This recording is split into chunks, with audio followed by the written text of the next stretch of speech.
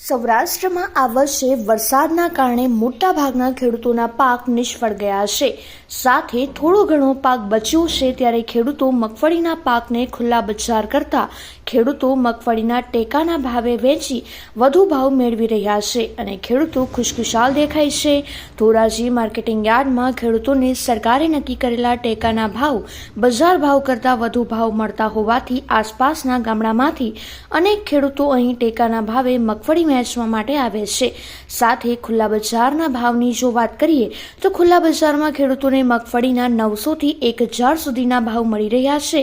જ્યારે સરકાર દ્વારા શરૂ કરાયેલા ટેકાના ભાવે મગફળીમાં ખેડૂતોને 1350 રૂપિયા ભાવ મળતા ખેડૂતોમાં ખુશી જોવા મળી રહી છે. સાથે સરકાર દ્વારા ટેકાના ભાવે મગફળીની ખરીદી શરૂ કરતા ઠંડીની મોસમમાં પણ ખેડૂતો મોડી રાત્રિથી જ મગફળી વેચવા માટે આવી પહોંચે છે. સાથે જ ટેકાના ભાવે મગફળી વેચીને ખેડૂતો ખુશ જોવા મળી રહ્યા છે. માર્કેટિંગ યાર્ડમાં મગફળી લઈને સીસીઆઈમાં નાખવા માટે સરકારના ટેકાના ભાવમાં 1356 રૂપિયા ભાવ મળે છે. મગફળી લઈને આવ્યા છે નાખવા માટે. શું કહેશો, લાંબી લાઈનો આખી રાતે રહેવું પડશે? લાઈનમાં તો રહેવા માટે સવારે વહેલો વારો આવી જાય એ માટે અમે વહેલા આવી ગયા છીએ. વહેલો વારો 8 વાગ્યામાં ચાલુ થઈ જાય. મારું નામ ધવલ શાંતિભાઈ વોરા.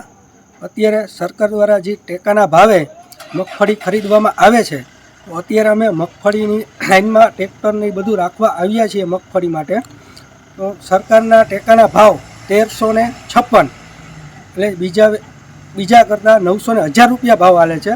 તો સરકારના ભાવ સારા છે કે 1356 રૂપિયા. તો અત્યારે અમે 11:30 વાગ્યા છે રાતના, એટલે અમે 7 થી 8 વાહનો લઈને આવ્યા છીએ. સવાર થશે તો ઘણા બધા હજી વાહનો ખેડૂતો આવશે.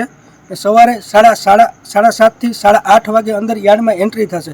એટલે અમે બધા ખુશ છીએ કે સરકાર અમને 1356 રૂપિયા ભાવ આપી રહી છે. બાકી બીજે બધે 900 થી 1000 રૂપિયા મગફળીના ભાવ આવે છે.